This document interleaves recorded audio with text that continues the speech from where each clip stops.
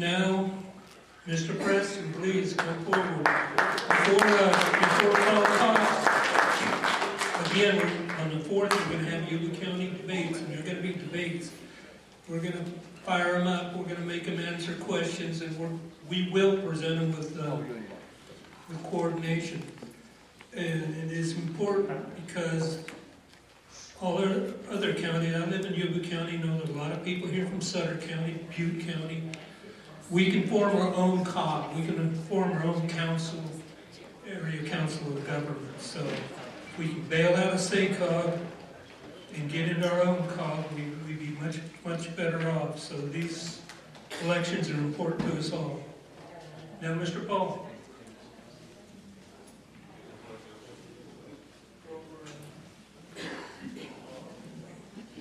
Well, hello. Wasn't that a great presentation by Fred? It really does give you a lot. And you know, I've known Fred now for a couple of years, and I actually testified for Fred on behalf of this CARB cause. And the reason is that I did a radio show with Fred, and Mary Nichols didn't like it. And so what happened was I published the radio show, the program that we did. It was all about CARB and all this good stuff. And we were bringing out such enlightenment, bringing out in the show, in the interview with people and with Fred, that about this Nuremberg business. Well, I studied the Nazis, right? And kind of know a little bit about the Nuremberg business, Joseph Mengele, and that sort of thing, and realized that during the trial, the Nuremberg trial, they were bringing out all the evidence about the concentration camps. And that's where this all came from, because in the concentration camps, they were doing experiments on children. Well, having been an educator for 41 years, kids are important to me. And when I opened my charter school, I was held up opening the charter school 18 days because we had to get an EPA study completed by the Cal EPA. At the last minute, it was pulled on us. And of course, what they saw was a brand new school being opened up with a lot of dollars, and they could do this little thing, say, well, because of the location of your charter school, we're going to have this air quality test thrown at you. And the only way that you can open the school is by having this air quality test. And oh, by the way, it's going to cost you 40 grand. And so here I am. I'm about a week away from opening the school, and they're telling me that. Just at the last minute, of course. Right? We got to do this. The building is in West Sacramento. It's the former Affymetrix building. And it was a high-tech building that built wafers. Right? You've seen those automated rooms. They're sterile rooms. The air that comes into the building has to be completely scrubbed before it gets in the building. Once it's in the building, you have scrubbers in each one of the we call them classrooms, because we converted the lab rooms to classrooms. Highly sophisticated, multi-million-dollar facility. Multi-million, it's about the building itself is about $150 million. So that'll give you some idea, but the technology behind the air scrubbing was just phenomenal. They came in, did their test, 18-hour test. Put a little device up that sat about this high, actually, in a couple of different rooms. Of course, I used to teach biology and chemistry. And I told the guys, I said, look, what's going to happen is you're going to come out 0.00000 on everything. And they're going, yeah, maybe. Of course, 18 days later, we had to delay the opening of the school 18 days. Doesn't help your enrollment on a brand new school, right? Comes out, all the testing that they did, $40,000 later, 0.00000. Thank you. It was a hustle. Yep. It's a big-time hustle. And I can go into the hustle. The point is this: sensitive receptors came up. The sensitive receptors are children. School-age children, and it's the law in California that these sensitive receptors cannot be exposed to diesel fumes. So, we do the radio show. Mary Nichols doesn't like what we publish. We put it up on YouTube, and it's going viral because we're talking about the Nuremberg Code. And people are getting really ticked. I'm getting responses. How dare UCLA, Stanford, Duke, and all these big universities, which I mentioned, of course, do this? Well, then I get a call 2 days later. Hey, Paul, I've been checking YouTube lately. Said, yeah, man, we're just getting out there. We're getting all these hits and everybody's checking it out. Well, we can't find it. It's gone. And sure enough, we entered YouTube jail. For 6 months, they suspended us off of YouTube. Just that show. But, you know, I couldn't produce any other shows and put it on YouTube. We were in YouTube jail for 6 months. And this is their reasoning for it. Threatening content. So thanks, Fred. YouTube jail. Go figure. Anyway, so turns out Mary Nichols is very good friends with the owner of Google. No, they're buddies. They're buddies. And Google is owned, of course, Google owns YouTube. Get the connection. I mean, that's kind of obvious to see the connection on that one. So, okay. Now that we've done that, questions. I'll take questions, and we'll get into some of the meaty details of things. Any questions on anything going on? And gee, there's not much going on, is there? So, Wiki, do you have a question? No, I know it. All right, he's good. All right, anybody else? Yes, ma'am. Just me, but I've seen a whole lot of Muslims around you here identifying with their little patches, skull caps. It's like, just look at the last 4 days, it's like a bazillion. Yeah. Anybody else seen that or concerns about that? What did she say? She's seen visibility of Muslims wearing certain caps, and it seems to be purpose-driven. I mean, there's more of it once you see they're wearing more identification markings and things. I don't know about that. I really don't want to comment on that, other than I would say that that's probably you're going to see more of it. Because what's going to happen is they're going to make themselves more visible, either in the public domain, such as through the media and so on, or visibly out walking the streets. Now, we do know that one of the areas is Sacramento that's been one of the receptive areas receiving communities for Muslims coming from, the refugees and so on. We do know that. So you're going to see that. Yuba County also. So that is, that's all I can say about that. But you're going to see these people come out more and more and more. CARE, and of course the Muslim Brotherhood. The Muslim Brotherhood, which is going to hopefully be declared soon a terrorist organization, as they actually are here in the United States. But I know the House of Representatives actually did pass a bill to go forward to declare finally the Muslim Brotherhood a terrorist organization. It's a declared organization, terrorist organization by the United Nations and everybody else, but we don't do that. Yes, sir. Yeah, my friend and I both yesterday, we were in the laundromat, and we were both making the comment that we're seeing a lot more Muslims around, more so now than ever before, even in the Yuba City area.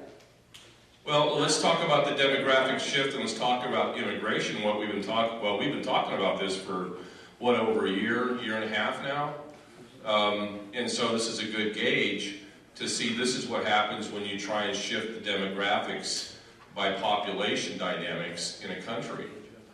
And we're going to see more Muslims, as we are going to see more Hispanics, primarily from Central America and South America. We're going to see a lot more in this area, in rural areas in particular. And that's a purpose-driven event by this administration. So our demographics are bound to change.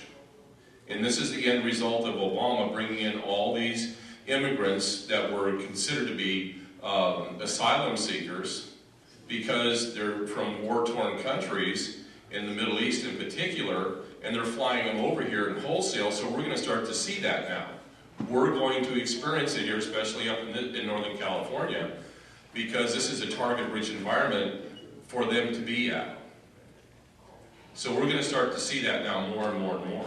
And there's basically nothing that anybody's going to do about it until there's a new president. As you know, the border is wide open down south.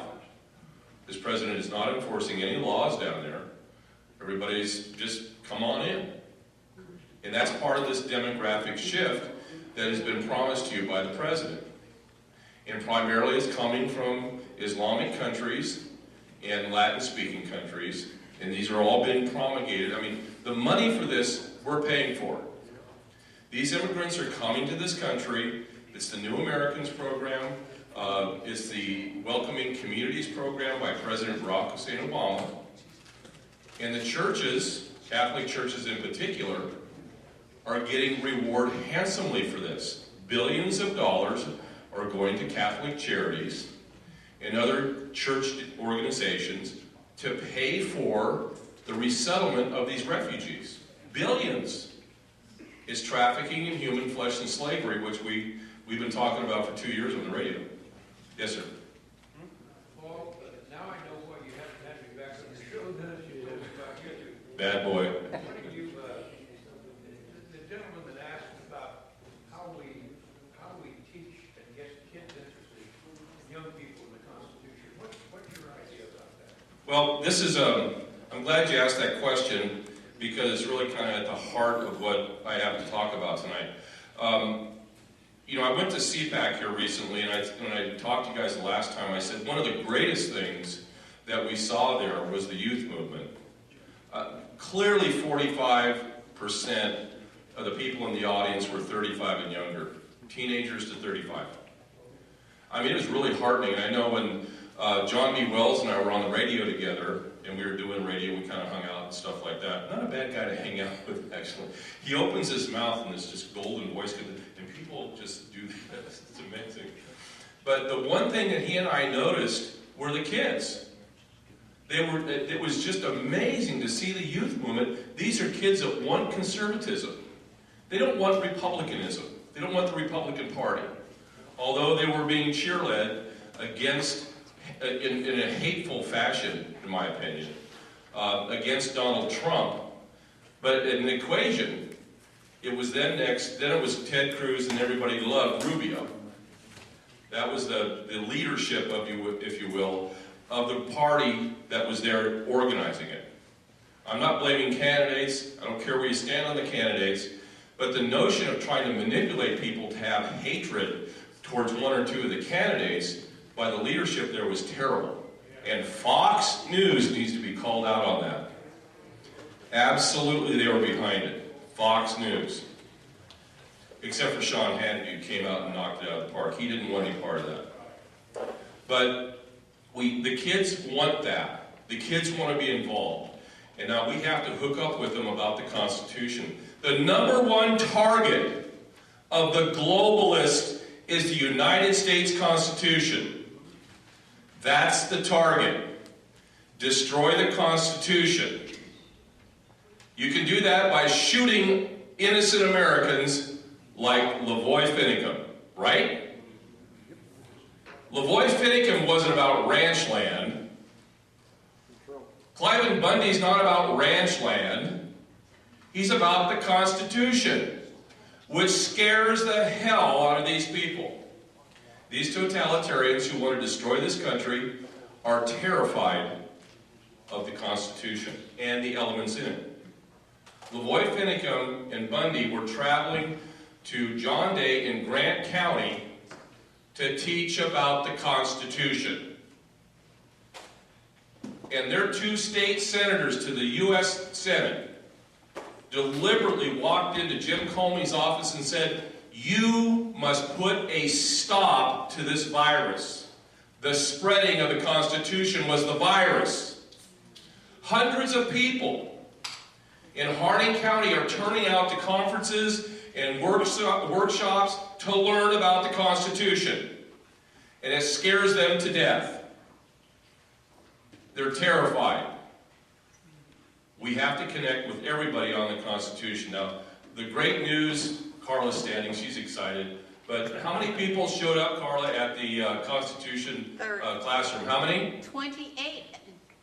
28. 26 signed up, 2 showed up that we accepted at the last minute, and then Wait We for have the mic. two Wait for the microphone. You've got the microphone going on there.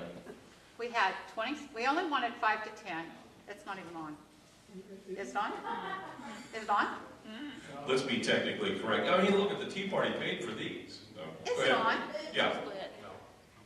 We wanted 5 to 10 people. We got 26 confirmed, and I kept accepting more. At the night of the class, we had 26 going in.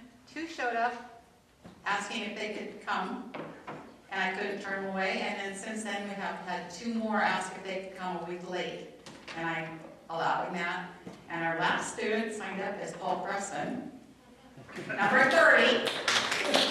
And the idea of this is each one of the 30 will be qualified to teach, and we hope to get out into the schools. And that's our goal. Let's spread the virus. We're spreading the virus. Yeah. And, you know, I think that's the least we can do for Lavoy, is to spread the virus. And I mean that. I say that on the show all the time now, spread the virus, because it's a virus that these people cannot stop. And they want to stop the virus. They absolutely do. They need to put out the fire. It's kind of like there's this big raging inferno and they're running around stomping on it, and it's just getting hotter. And that's what's really, truly going on. Yes, sir. You know, like teaching the young children to be interested in the Constitution of the United States is a very honorable thing to do, to help protect and uphold our United States of America. My problem with the thing is, why do we keep on electing people with the president at the head of it all that ignores the Constitution altogether? It really makes sense. Well, you bring up another topic, and that is something we discovered here in the Tea Party, this Tea Party, 4 years, is it 2 years ago, wasn't it? We did the elected officials, and we had all the panel discussions and stuff like that. We discovered that really a lot of them, if not all of them, had never even read the Constitution. And you should be elected to office then. The first standard really should be, do you understand the Constitution? I mean, it was really kind of embarrassing for some of our DA people when we were asking questions about, you know, the First Amendment, Second Amendment, Fifth Amendment, 10th Amendment, and they're kind of like, huh? I mean, no, it's somebody else did another. But that was it. And I'm the moderator for next week and the 2-week thing going on here. Do you think I'm going to ask them about coordination, Fred? Now, all of you are in on the secret, right? And they're not? Don't you just hate it when that happens? So, you know, I don't know, maybe we should give them a clue, put something in the territorial dispatch. Those of you that are candidates that are going to the Tea Party, guess what? You're going to be asked about the Constitution and coordination. Just leave it like that and go, what's this coordination business? Thomas? You know if they have offered any bail to any of the Bundy people yet? Did you all hear that? Do you know if they've offered any bail to any of the Bundy supporters that are in jail right now, the political prisoners?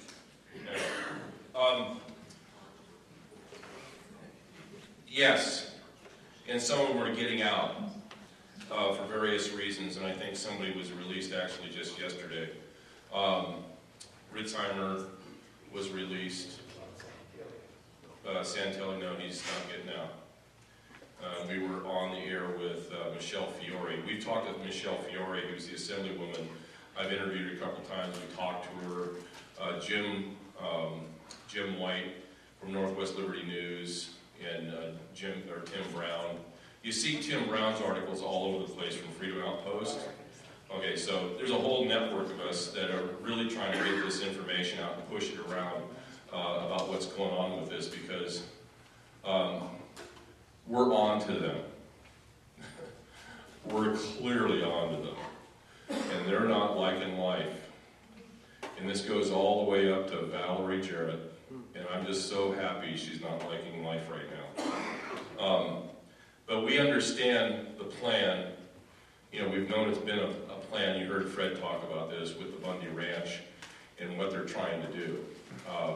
We expect them to be locked up for a while. However, I can tell you, and I don't know if Fred might be able to add something to this, my information I'm getting as of today is that the judges, and there are many judges that are involved, are quite frustrated with the lack of evidence that they are bringing to the court. And I understand there's some confusion as to why these guys are even being held. So, now, I'm going to put off the questions until something else because I need to get into this. Okay, we've been, if you've been following Agenda 21 Radio, and I'll try and get you out of here before 9 o'clock, so you can all jump in your cars, turn on 1410 a.m. and listen to the last hour. Because it's the last hour, it's the last segment we did Friday on air with Red Smith. We're on the cell phones together and we're recording it, and it's the latest information that we got last Friday about everything. There's more, you'll hear this tomorrow. So 1410 a.m. when you leave here, turn it on and listen. Second half of the show, the last hour. Okay, we have been poring over the information that's come out from the Deschutes County Sheriff. They came out with a 370-page document, which was basically what happened to Lavoy Finicum. We have spent hours looking at videotape. We've got the latest videotapes. We got the latest audio tapes. I was going over audio tapes, spent about 5 hours on that today. Clearly, and you heard our attorney over here, esteemed attorney, it was clear murder. There's no doubt about it. I have 6 law enforcement agents that are retired or active right now that I've talked to. They all say it's murder. They're very adamant it's murder what happened here. It was very deliberate. It was planned out well in advance.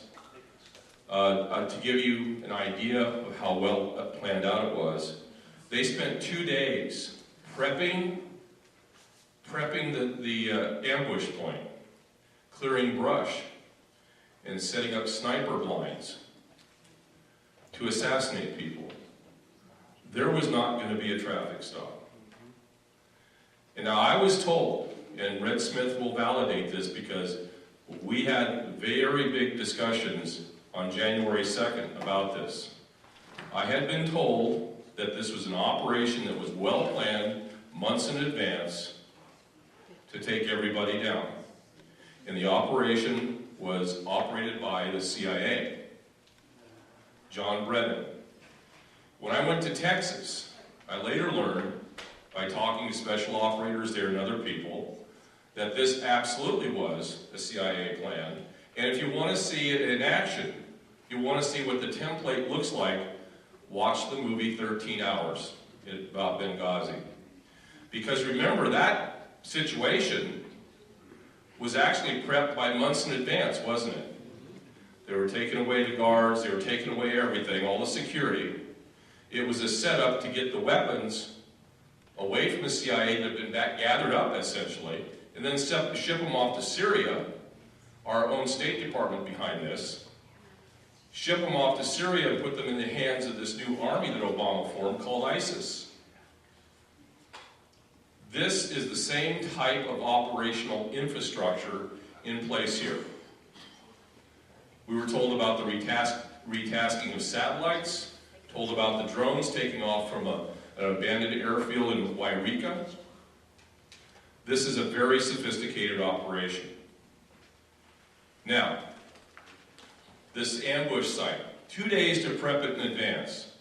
Place the cars in an ambush situation or in a dead man's roadblock, they call it. You know, that's highly illegal. I don't know if you know that or not. They put it at a curve. They lied about the data at the curve, and you can go and visit our website. We've got the facts. We had somebody that walked actually the entire length. You can see the pictures. You can see the distances around the curve. It's clearly designed to entrap cars. It was clearly designed, and as the evidence shows, as Finicum was coming around the curve, he had no opportunity to stop. And not only that, he was taking fire as he's coming around the curve. They're shooting at him there. He gets out of the car, and immediately gets out of the car, and he puts up his hands. And by the way, Fred brings it up. Comment being discussed, and you can hear, I think you probably talked to Shauna, right? I talked to Victoria, you talked to Shauna. She says in the car, if I recall what you said, is that they know they're going to shoot him. They expect to be killed. How convenient that the FBI tape, as we've discovered today, when you go through it, that little bit is erased from the tape. It's erased. But there's clever people out there that work with sound that have caught that. What about the Deschutes County? Are they involved in the cover-up? You know, to a degree, not nearly as much as what the FBI is up to. And the bad FBI, I might say. We know good and bad and all that stuff. And the players that are involved. Let me finish here. So he gets out of the car, and he knows that they are the target, and this is going to be a massacre. He knows as soon as he comes around that curve, this is a setup for a massacre. He takes the car and steers it off to the left, which is the only place that he can go to. He's taking fire. We don't know for sure if he was actually shot through the window. Shauna Cox had told us when we interviewed her that he had blood getting out of the car. But he jumps out of the car, waves his hands up in the air, and is immediately shot at 3 times. 2 distinct shots you can hear, and oh, by the way, the third one, it's taken out. He's taken fire. One of the shots actually hits the top of the truck, and the shrapnel wounds Ryan Mundy inside and breaks out the window. 308, sniper round. Lavoy gets out of the car, and according to what we're seeing right now, there's other things coming out. He goes to the top of the knoll, and he's walking in knee-deep snow. And he's perceived to be a threat, that he has a gun or something down here on the left-hand side of his fleece-lined Levi jacket. And he's walking around, staggering through the snow. There's reports that he was actually hit by something else. He reaches down to his side, and they immediately open fire with first 2 rounds with .223. And then a sniper who was in the van trailing Lavoy, this is something you probably don't know. You'd think it's the 3rd shot was fired right there on the ground. It wasn't. It was by the trailing vehicle. Trailing vehicle, sniper gets out, takes aim, and shoots a 308 at him. That's the kill shot. All 3 in the back. Not one gun was ever brandished. There was no threat. He had his hands up in the universal sign of surrender, and they ambushed him. But then, when people started to scream inside for help, they opened fire again at the truck. Now you tell me what was going on there. They were going to kill them all. And they talked about it, the flashbangs on, they talked about it in the truck. They said they're going to kill us all. And they would have. But in my opinion, Lavoy saved them.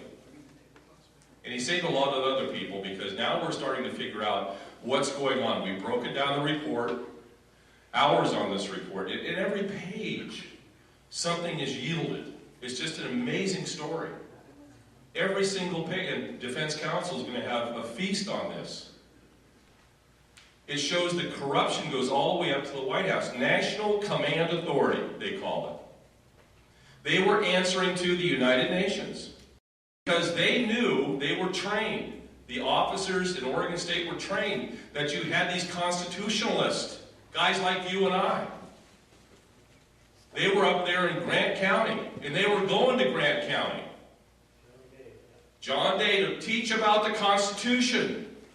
That little virus that they wanted to spread, that stopped spreading. They go up there,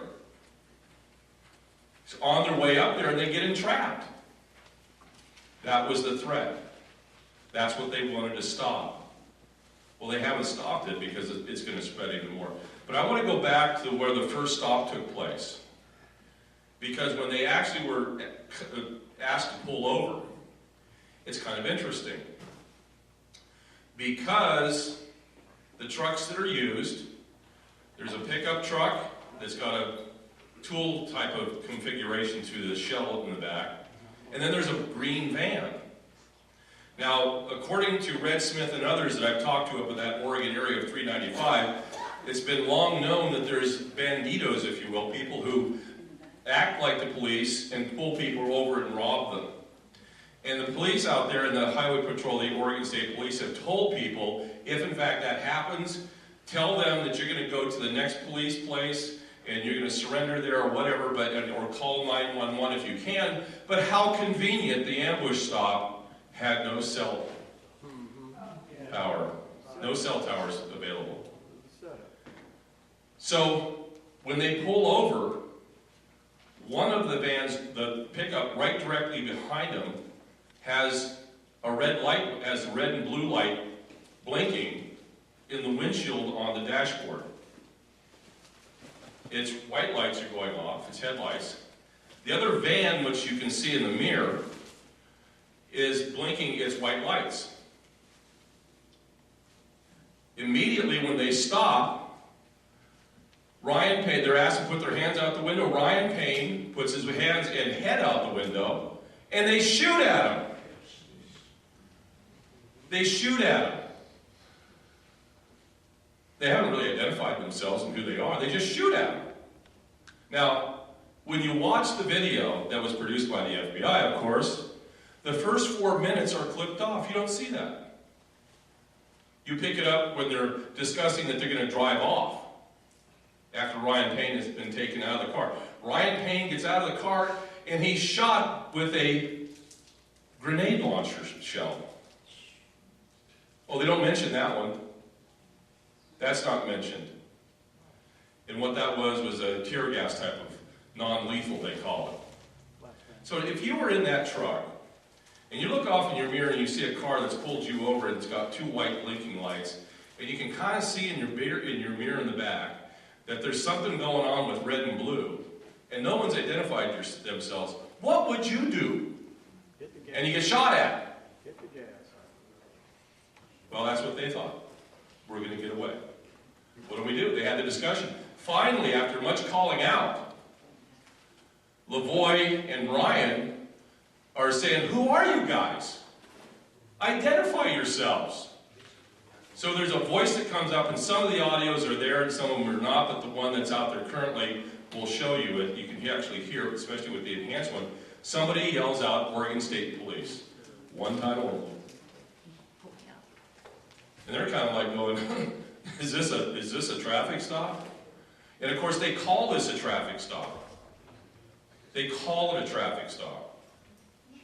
A routine traffic stop, according to the sheriff in Harney County, David Ward.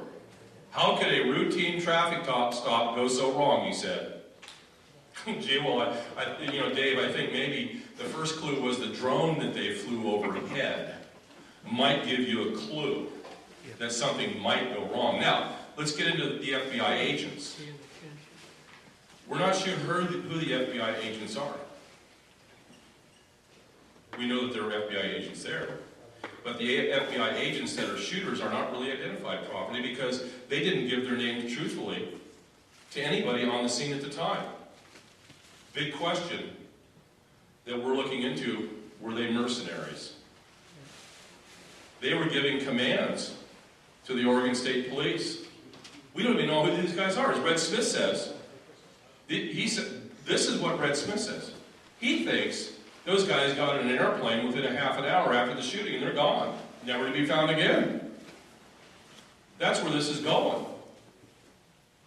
The Deschutes County Sheriff, you can tell in the interviews, they're as exasperated as anybody else in the line of questioning that's going on. They're going, what kind of operation is it? You can tell it. So do I think they're involved in it? I think to a degree that they are another law enforcement agency trying to cover one for the other. But ladies and gentlemen, this is a new way of doing business in this country if we allow this to happen. Now, let's talk about rounding up the usual suspects. Because I think this is all planned.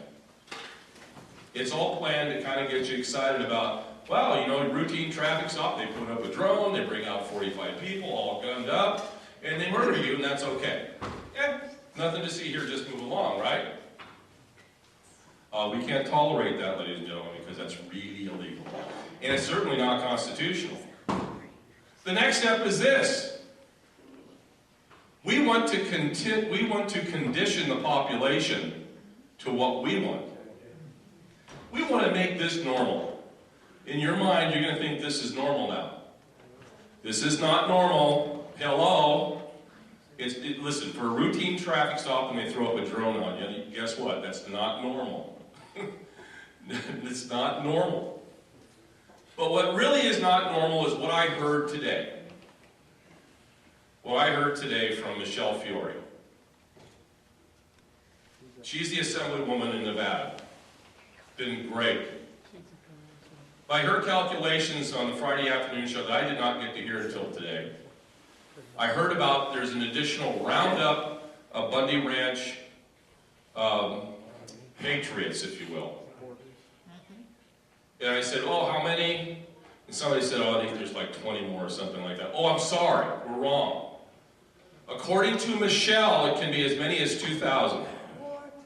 And they're rounding up the usual suspects right now as we speak. Right now there's a standoff going on in Sandy County, Montana, with one individual. There's a constitutional sheriff, Rimley or something like that, where he's not giving up the guy that the FBI wants. He's standing his ground as a constitutional sheriff. Yeah. How long that stands, we don't know. What charges? Oh, I don't know. They are making it up as it goes along. Listen, clue number one about the charges. You know, Fred, correct me if I'm wrong because you know about these things, I don't. Okay, telling thing. In the interview with Victoria Sharp and Shauna Cox, she confirmed it. After the shooting incident, and he's dead, Lavoy's dead, they round him up, put him in the trucks, and they drive back to the original stop.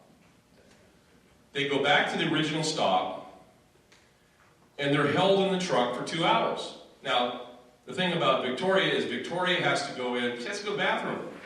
That's why I remember this part. And so she takes the handcuffs off. Her hands are so small, and she goes to the bathroom, and that really makes him mad and so on. But I said to myself, why were you there? And I remember at one of the breaks in our interview, I was talking, how long were you there? Oh, a couple hours. I thought, yeah, a couple hours. So I said, what were they doing? Getting their story straight. Essentially, what happened was the Oregon State Police called in and said, okay, what are we going to charge them with? We don't know. They have warrants out for themselves? There's warrants there? What? Oh, we don't know about that. They took 2 hours to figure out what they're going to charge him for. And they kept him in the truck before they drove off to Portland. Talk about making it up. Is that the proper way to do business? Sorry. Okay, but here's something else. My wonderful little nephew, he's kind of got the liberal thing. He's 23 years old. He's in law school. And he thinks he's conservative like me. But he's like his uncle, so I won't get into that. Anyway, so he puts up this thing about, he sees my Facebook thing, and he writes about Finicum and stuff. He's just all off base. And so one thing leads to another, and I said, have you seen the criminal complaint that they filed against? Oh yeah, I got it right here, Uncle Preston, Uncle Paul, I got it right here. So he forwards the criminal complaint to me, which I've seen. And so I kind of tear it apart for him.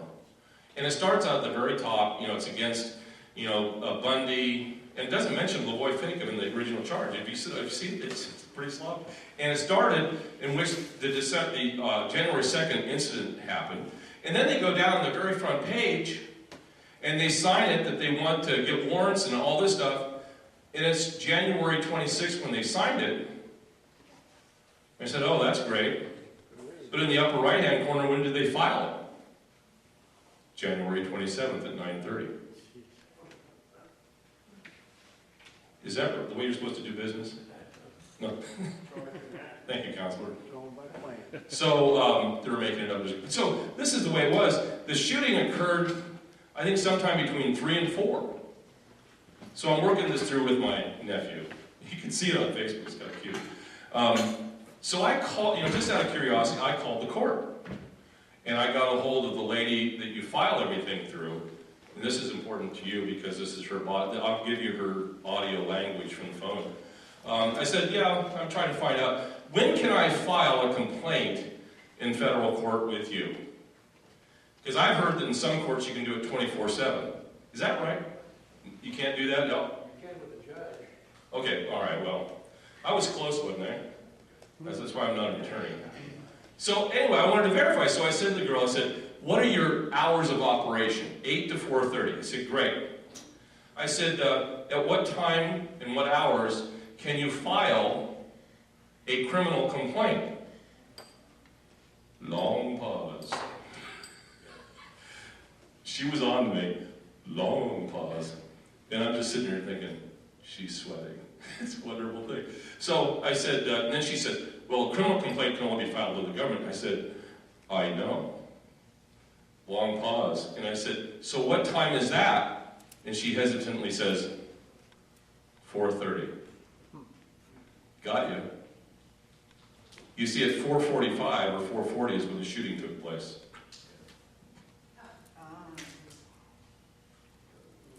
That woman knew what I was getting into. She's an accessory. Well, she's not an accessory. She's a clerk, I mean, she's not an accessory to anything. She's a clerk. But she knows. She knows there's something up. She's not going to tell some guy on the phone that I didn't even identify myself as a news person, but she probably figured out I was. So, but there's that problem. There's that problem about the charges against these people. They didn't know what the charges were. And that comes out in the Deschutes County document, by the way. They didn't know. They just went to these meetings with these FBI guys who were kind of telling them, yeah, we got these warrants, federal warrants for these guys. That's probable cause enough to pull them over. There were no warrants. And they're in jail right now. That's where this is going. But the bigger issue is this. Are we going to stand and be sensitized to 2,000 people being rounded up at one time? And this is what they're looking at. This comes from Michelle Fiore. If you were at Bundy Ranch and you had a weapon out, they're looking for you. That's the criteria. But there seems to be a little hitch in the giddy-up. And I've been asking the right questions to the right people, and I asked Fred here earlier, we'll have to explore this, I'll just put this out here. You do recall in the Bundy Ranch situation, the feds were told to get out finally and take their guns with them by the sheriff. And it wasn't until Chris Ann Hall, absolutely on Sheriff Richard Mack, said, you need to go to Clark County and get that sheriff up there squared away, which he did. And then he went out and met with Bundy, and the feds went away. That brings up some constitutional issues, doesn't it? Go ahead. Paul, do you know that Sheriff Palmer in Grant County, Yes. under all this attack from the commissioners and so on, the reason that they were going up there is that he invoked coordination because the commissioners wouldn't. Palmer did, and that's why the commissioners and the police chief were after him. And they were going to discuss the Constitution at his invitation at Palmer's. They want to stop the butter. By the way, I've got an email to send to you. It breaks that video down into about 9 different segments. I'm going to send it to you. And if anybody in here wants it, and they give us their email address, I'll send it. It shows the whole thing, step by step. There's what's kind of interesting is that this is the problem that this government has, is there's like a whole mountain of loyal Americans who believe in the Constitution, who have sworn an oath, military, intelligence service, and you wouldn't believe the people I know. I mean, I've been so blessed in the last 5 years. These people are top of the notch, and they are on it. They are not letting go. These people have been around, some are still in service, in one capacity or another, in the government, and they're not tolerating it, and especially this. Because they're trying to sensitize us to mass roundups. That's the plan. If they can get away with rounding up 2,000 people in one fell sweep, or just getting the word out that they're going to do that, what's the psychology going on in the American mind? That's what they're testing. Question, Tony? The new norm, right. Yes, sir. What about the bullet casings at the Lavoy Finicum shooting? I read a story about they were missing. Yes. The crime scene investigator didn't get there until 3:30 in the morning the next day. And there's a lot of questioning that's going on in the Deschutes document about who picked up what brass and when, how were weapons secured and so on. And I think, and Fred, this is just for you, I've looked at these things ad nauseum, but I think if you try and match up the shooting incident itself and you can see the video from the drone, you can see if there is anybody picking up brass as according to what they say in the depositions. I don't think they are, or they already picked it up. In that long report, is there actually a mention of a kind of an exploded bullet that was in his clothes? I don't recall. He said, is there a mention of an exploded bullet in Finicum's clothes? This investigator that investigated the whole thing and worked with me says that there's a mention in there of a bullet exploded that was in his clothes, and she wonders if that isn't what was down at his hip, burning him when he went down. Okay, and I think I have the answer because I've watched this ad nauseum. When you take a look at the way the truck goes into the snowbank, the truck goes into the snowbank, swerves left, and then it kind of peeks over this way. So it exposes the roof line of the pickup truck, and that sniper 308 enters the roof. And I think what was going on, if you take a look at the trajectory, it goes through the window, it comes out and it hits Ryan Payne, and he's wounded. And he doesn't know that he's wounded until a minute or so later. My theory is this, that when you see where Lavoy is standing, he's standing right there with his hands up like this, his left side is exposed. When that bullet goes through the window, I think he got shrapnel there and it was burning. Do you know Lori Storm? Yes. Well, she has the same identical theory. Oh my. That's what The the video looks like that. When they slowed it down to 500 times. Right. The boat, he was right there, hit it in the blast too. Well, I think because I think he was getting burned, something happened where he reacted. I do not buy the 9mm thing at all. And I'm sure, I mean, I don't think the Finicums have said that he had one, or he had one there. So that's her theory totally. Same one you have. So that would explain why he'd be wrenching down this way, because it was burning. Clearly it had a chance to burn through the clothes. And about the same time, you're hearing on the inside of the truck where Ryan is talking about, oh, I've been wounded. Something went through his clothes and he was wounded in the shoulder. And it's about the same time as Lavoy's grasping down there. So that might be where that came from. Any more questions about that? No, but I Yes. just want to, the whole idea that of all of this is that the U.S. government is basically trying to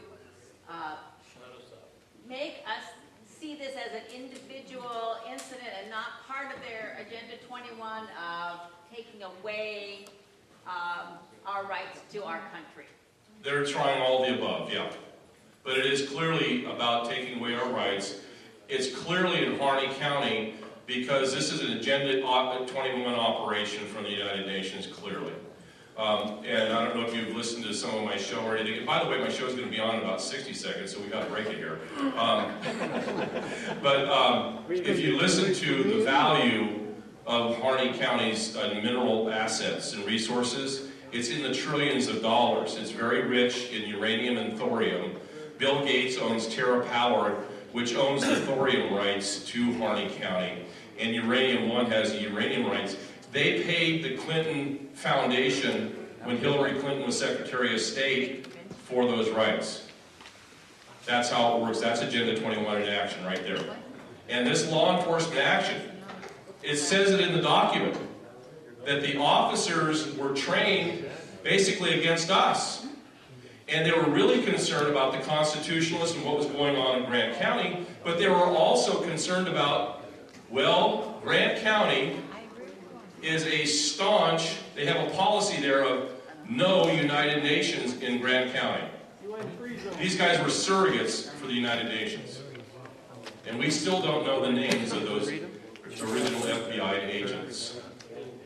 And neither do, listen, neither do the officers who were side by side with them. Isn't that amazing? Pretty slick detail, huh? Okay, I think I'm done. You know, my radio show's still on. It just started. You can get the whole thing of it. Thank you very much.